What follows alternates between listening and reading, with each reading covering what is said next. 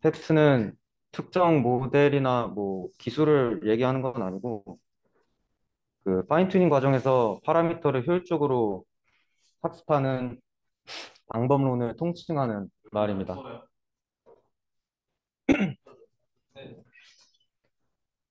팩트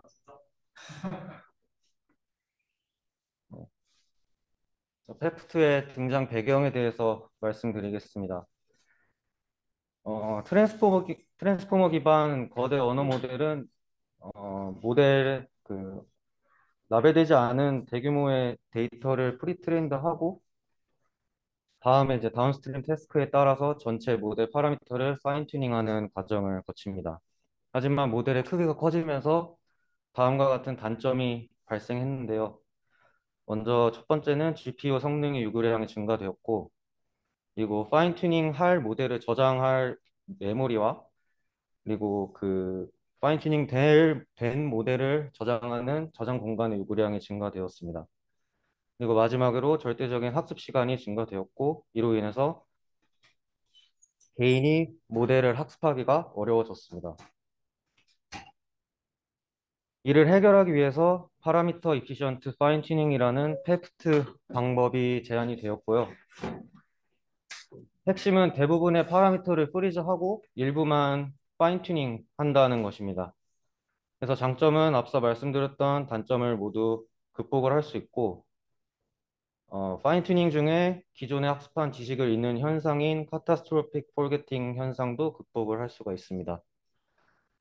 그리고 데이터 양이 적은 데이터셋이나 모델이 학습하지 않은 도메인 밖의 데이터에서 더 좋은 성능을 보였습니다. 또한 일부의 파라미터만 학습을 하기 때문에 기존 방법보다 더 작은 용량의 체크포인트 파일을 제공하고 이로 인해서 믹스드 태스크 배치가 가능해졌습니다.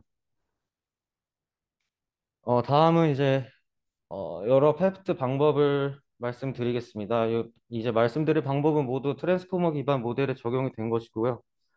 가장 처음에 제한된 방법은 어댑터라는 방식입니다. 어댑터는 트랜스포머 레이어 사이에 학습이 가능한 레이어를 추가해서 이 추가한 레이어만 학습을 하고 나머지 부분은 모두 프리즈 하겠다는 방법입니다. 그림에서 보시다시피 이제 어댑터 레이어라는 피드포워드 네트워크가 삽입이 되었고요. 하지만 추론 시에 이제 추가 레이어를 거치다 보니 시간 손해가 발생하고 그 왼쪽에 표에 보시다시피 그러니까 학습하는 파라미터와 모델의 성능 간의 트레이드오프가 존재하게 됩니다. 그래서 다음에 등장한 모델은 프롬프트 튜닝이라는 방법이고요.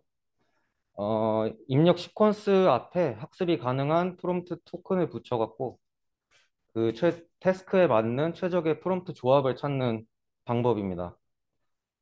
어, 그림 왼쪽을 보시면 기존의 파인 튜닝 방법은 어떤 백본 모델을 따라서 태스크마다 그 모델 전부를 다 학습을 시켜야 하는 방식이었다면 프롬프트 튜닝은 태스크에 맞춰서 그 최적의 프롬프트만 찾고 추론 시에는 그 태스크에 맞게 프롬프트만 넣었다 끼웠다 하면서 사용할 수 있기 때문에 믹스드 태스크 배치가 가능해졌습니다.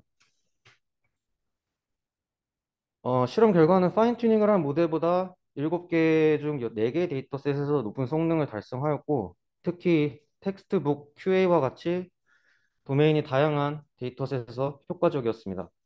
이를 더 알아보기 위해서 아래 트레인과 이벨 데이터셋을 다르게 했을 때 프롬프트 튜닝을 사용한 모델의 성능이 더 높았음을 알 수가 있습니다.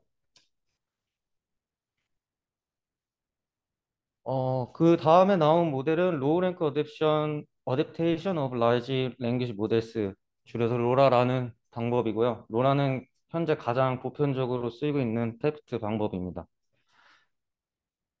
어, 신경망의 가중치 행렬을 더 작은 서브 스페이스로 랜덤하게 프로젝션해도 낮은 내재 자원을 가진다라는 것을 영감을 받아서 만든 방법론인데요. 이게 오른쪽 그림에서 보시다시피 기존에 학습되던 가중치 행렬은 가중치 행렬을 그 보다 작은 행렬인 A와 B의 행렬 곱으로 치환을 해서 그 A와 B만 업데이트를 해가지고 파라미터 수를 학습하는 파라미터 수를 낮추었습니다.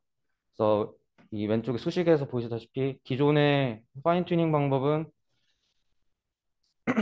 전체 파라미터 기존 사전 학습된 파라미터 그 가중치 행렬과 파인 튜닝 시에 이 가중치 변화량을 더해서 파인 튜닝이 이루어지게 되는데 이 가중치 변화량은 모델이 가지고 있는 파라미터 전체 수와 맞먹기 때문에 이를 보다 작은 A와 B의 행렬 곱으로 치환을 해서 파라미터 수를 낮출 수 있었습니다.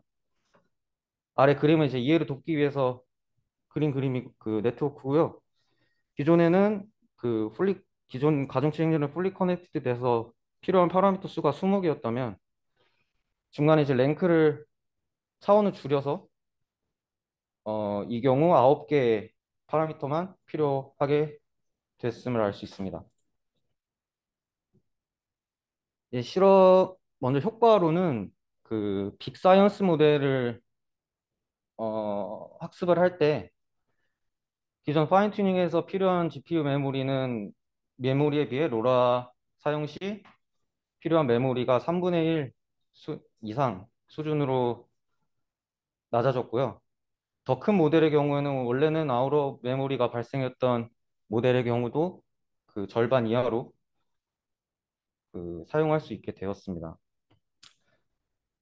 실험에서는 왼쪽에는 이제 로버타, 그러니까 바트 베이스의 모델을 비교를 한 거고요. 어, 모델의 크기가 커질수록 그 로라를 사용했을 때 성능 향상폭이 더 커졌음을 알 수 있습니다. 또한 GPT-3를 사용했을 때도 전체 파라미터를 학습한 모델보다 이 로라를 사용해서 더 적은 그 파라미터를 하였을 때 더 좋은 성능을 보였습니다. 로라의 장점은 학습된 작은 행렬 A, B를 하나의 네트워크로 취급할 수 있어서 추론 시에 추가 부하나 시간 추가가 없고요. 태스크에 따라서 A, B만 교체하여 사용을 할 수가 있습니다. 또한 이제 언어 모델뿐만 아니라 스테이블 디퓨전 등의 다른 분야의 모델에도 동작을 하게 됩니다.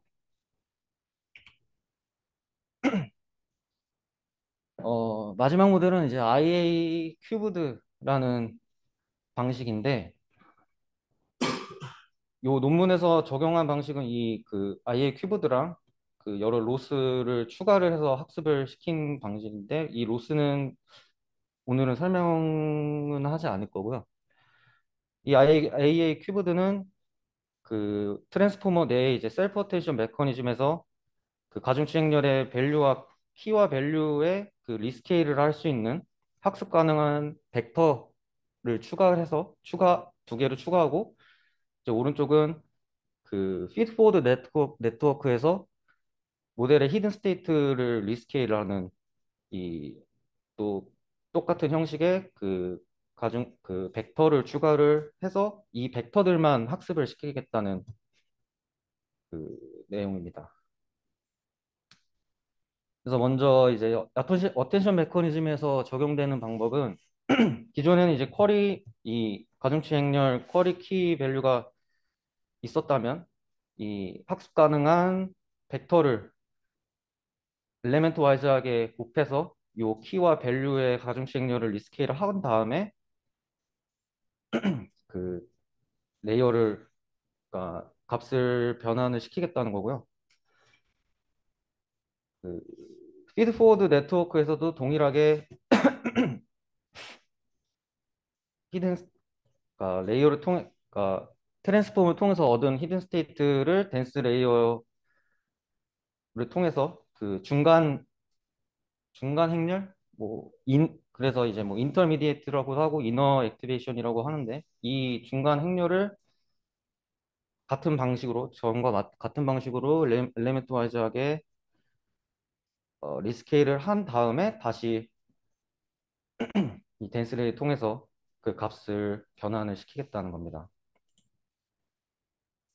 이전에 말씀드렸던 팩트 방법들은 그 파라미터 개수가 하이퍼 파라미터로 정해져 있어서 그 사용자가 파라미터 개수를 최적화할 필요가 있었는데 그 IA 큐브드의 경우는 모델의 디폴트 사이즈에 따라서 결정되기 때문에 파라미터 개수를 조정할 필요가 없다는 장점이 가지고 있고 논문에서 사용한 T0 모델의 경우 추가 파라미터는 뭐 26,000여 개 정도 됩니다.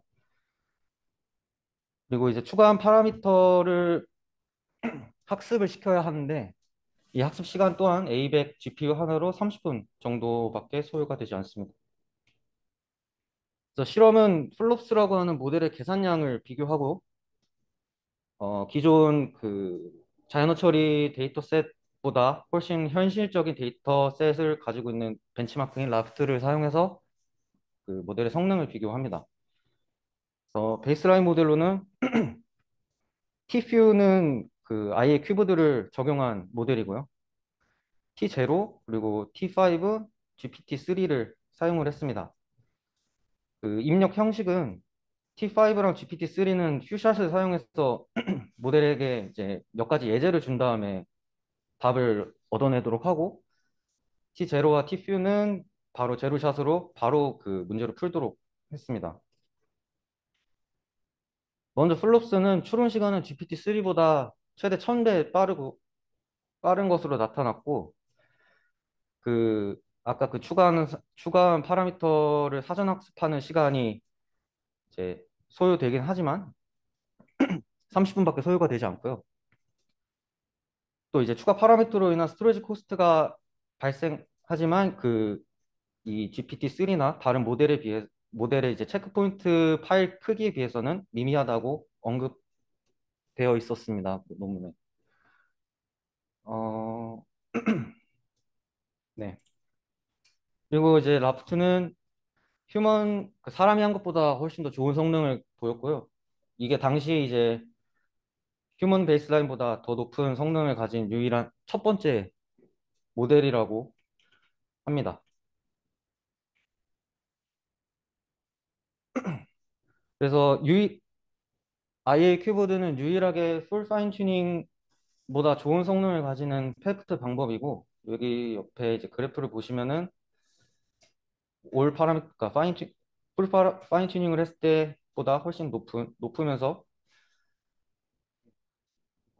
한 거의 1000분의 1 정도의 파라미터만 가지고도 이 정도 성능을 가졌음을 알 수 있습니다. 결론은 뭐 장점은 아까 처음에 소개를 드렸고요. 허깅 페이스에서 앞에 말씀드린 방식들이 다 구현이 돼 있어서 모델에 적용해 보시길 바랍니다. 네, 이상입니다.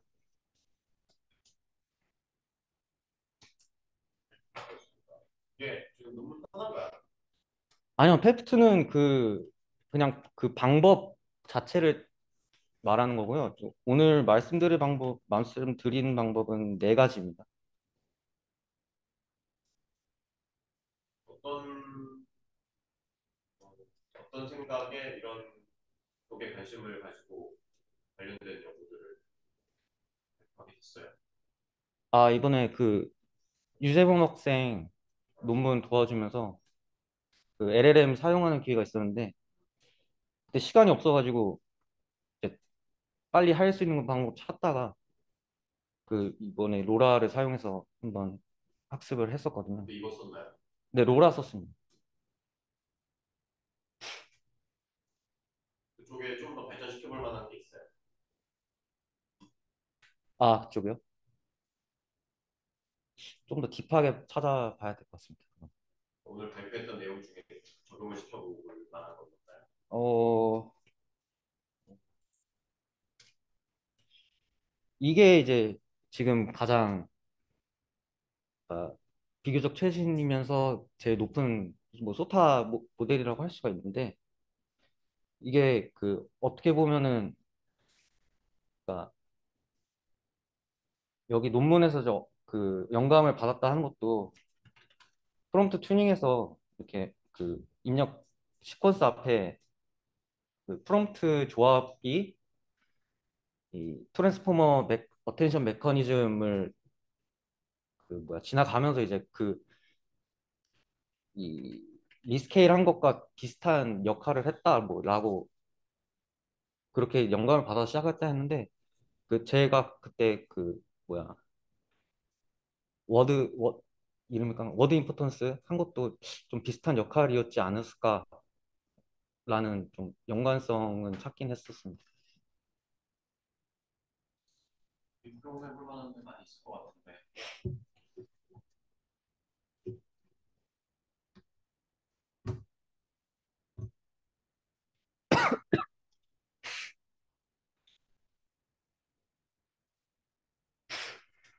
다른 질문들 있나요? 네, 몇 페이지요? 페이지에서 그 아, 여기요? LV랑 LK가 입력된 값에 따라서 가중치가 있어요. 아까 이거는 이제 요거랑 요거를 보시면 될 텐데요. LK랑 LV라는 탑이 들어갔을 때 아, 네, 이게 학습이 됩니다. 일단 기존 뭐 기본적으로 초기화를 한 다음에 그 추가한 왜 너무 파라미터를 요 여기서 논문에서는 뭐 T0 믹스처 데이터셋을 사용해서 사전 학습을 했다고 합니다. 그런 페이지에 이거요? 그 이슈 LK라는 이제 그런 법칙이 들어가다가 있는데 P 영역이라는 값이 항상 관계가 케이크 사이에서 연산되면서 네. 좀 이제 좀 시키는 게 좋을 텐데 오글리셔 스토리 같이 빼고 해가지고 LK가 들어가서 소통이 좀 좋아졌다. 잘 안 들려서요. LK가 들어가면은 사슬학습 때그 값이 좀 적용될 수 있을 것 같은데 아, 네네. 네. LK가 들어가는데 오글리셔 스토리 같은 게 있어요. 아, 예, 있었습니다. LK가 들어갔을 때도 수익이 더 좋게 네, 그래서 했다고 하고요. 네, 네.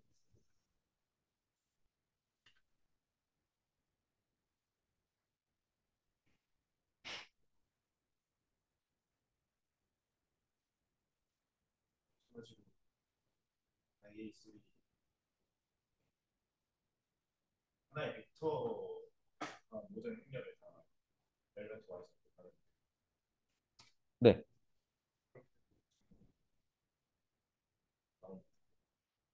그러니까 요거는 이제 추가를 했다고 했는데 뭐 토큰이 길어지면 여기 로우가 더 길어지면서 그거랑 이제 비슷한 역할을 모든 토큰이 하나의 벡터로 저도 그렇게 해도 효과가 나온다. 모든 토큰이요. 그러니까 지금 토큰 스토리 밸류가 토큰이 많아지면 많을수록 뭐가 아, 그렇진 않고요. 그러니까 그런 게 아니라 이제 토큰이 많아질수록 좋다라는 거는 아닙니다.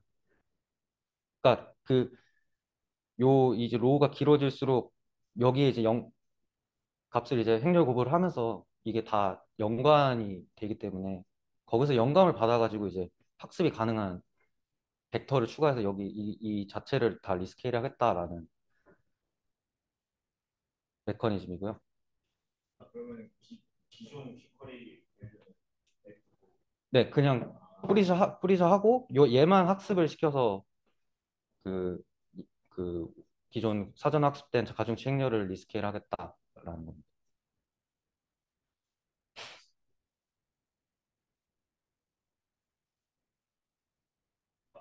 프롬프트 튜닝 있잖아요. 네. 프롬프트 튜닝을 하려면 프리 트레인드 모델과 튜닝할 프롬프트에 대한 정보에 대한 관계가 어떻게 연결돼서 학습이 있는 거예요? 모델과 프롬프트요? 그러니까 그 입력 텍스트가 있으면은 프롬프트를 위한 토큰 그 공간을 따로 마련해줘서 태스크마다 이 최적의 프롬프트를 찾도록 모델을 학습시킨 겁니다. 지금 프리 트레인드 모델이 라지 랭귀지 모델인가요? 라지도 사용할 수 있고요. LLM을 가정. 네, LLM도 사용 가능하고 LM도. 근데 저기도 지금 그러니까 LLM 인풋으로 프롬프트 튜닝을 위한 정보가 들어가는 것처럼 보이는데 맞나요? 정보요? 요거는 이제 그거 추론할 때 예시입니다. 이런 식으로 이제 여러 태스크를 조합을 해서 인풋으로 넣었을 때 미리 이제 프롬프트 튜닝을 통해서 최적의 프롬프트를 찾은 다음에 이제 태스크에 맞는 프롬프트만 교체를 하면서 추론할 수 있다라는 내용이고요. 학습할 때는 프롬프트를 어떻게 학습해요? 그 기존 마스크 모델처럼 안에다가 이제 그거 뭐야, 그러니까 프롬프트 토큰 조합 찾는 것처럼, 그러니까 제너레이션처럼 찾습니다. 그 프리 트레인드 모델이 있을 때 네. 그리고 추가적인 레이어를 주는 거예요. 프롬프트 그렇지는 튜닝을 않습니다. 위해서. 그렇지는 않고 그럼 프리 그냥. 트레인드 모델은 그대로 학습을 하는 네, 그리고 그러니까 그 모델의 나머지 파라미터는 다 프리즈한다 하고 요 안에 프롬프트 토큰의 뭐 임베딩이죠. 임베딩만 학습이 되도록 해서.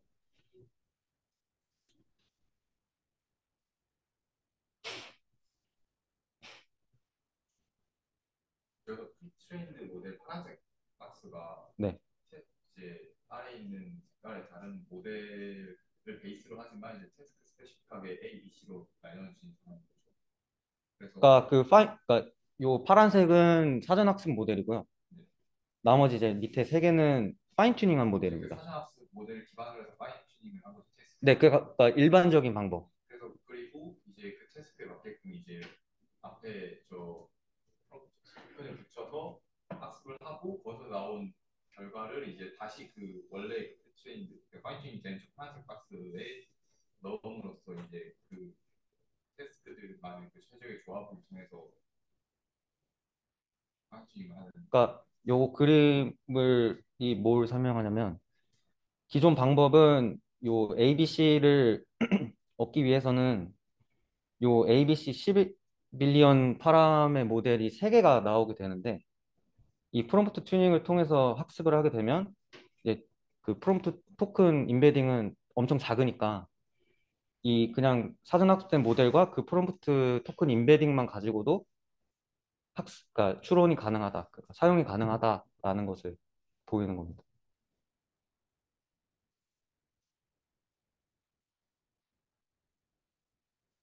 그러면 어떤 테스트에 해당하는지 이미 정보가 있는 상태를 가지고 네, 그거는 그렇게 할 수밖에 없어요. 그리고 그냥 일반적으로 좀 파인 튜닝 방식. 파인 튜닝이요? 요 프롬프트 튜닝에서는 파인 튜닝 하지는 않습니다. 프롬프트를 튜닝하지 모델을, 그러니까 사용하는 모델은 사전 학습 모델을 사용을 해서. 그러면 자동차 학습이 아예 안 이루어지 안 네, 이루어지는 거죠. 네.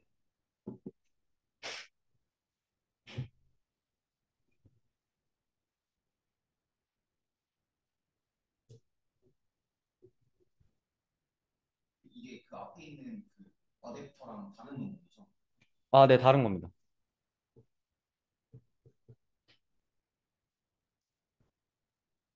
뒤에 놓는 지금 이 어떤 건가요? 부분은 이거요? 이 부분은 그 후천된 웨이트를 고정하고 그냥 나머지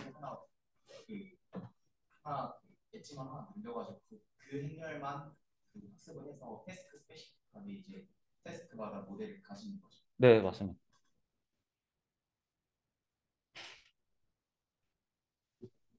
이렇게 쓰고 있는데 결과 그 실험 결과는 어떻습니까?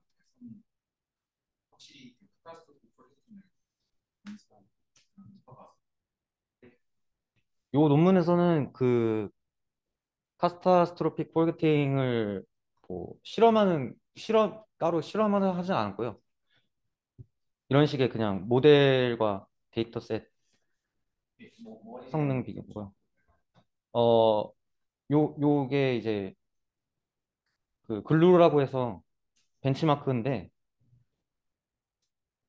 설명을 그러니까 여기 사용하는 모델은 이제 로버타 베이스랑 라지 그리고 이게 디버타 요 뭐야 제일 큰 모델을 사용했는데 이제 그 핵심은 모델의 크기가 커질수록 로라를 사용했을 때 다 그 뭐 파인 튜닝을 했던 모델이나 아니면 다른 기존의 크래프트 방식을 사용했던 모델보다 더 점점 이제 모델의 그 파라미터의 크기가 커질수록 더 로라의 효과가 더 커졌다입니다. 어댑션 성능은 안 측정하고 따로 플레이팅에 대한 성능을 따로 측정하시는 네, 거예요? 그러진 않았습니다.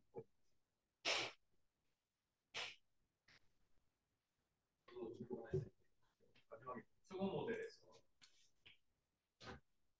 피드포드 네트워크에서 적용하는 네. 저거를 저 네트워크를 저 벡터를 넣는 위치를 어떻게 결정하는지. 시요? 그러니까 이제 뭐 포지션에서는 키나 밸류나 이제 거기다가 이제 넣는 게 따라다는 생각이 드는데 여기서는 왜 좀 위치에다 왜냐면 넣을 수 있는 곳이 많으니까 아, 왜 굳이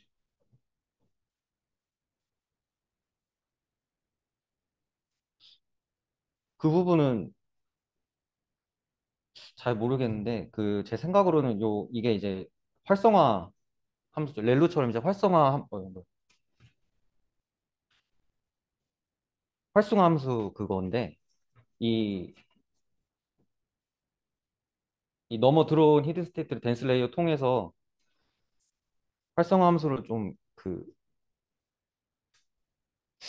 아마 요게 핵심이지 않을까. 저도 정확히 왜 이 부분에다가 추가 벡터를 추가했는지는 잘 모르겠습니다. 생각하기에 그 널리언리티 레이어 뒷단에 넣는 게 포인트였다. 네.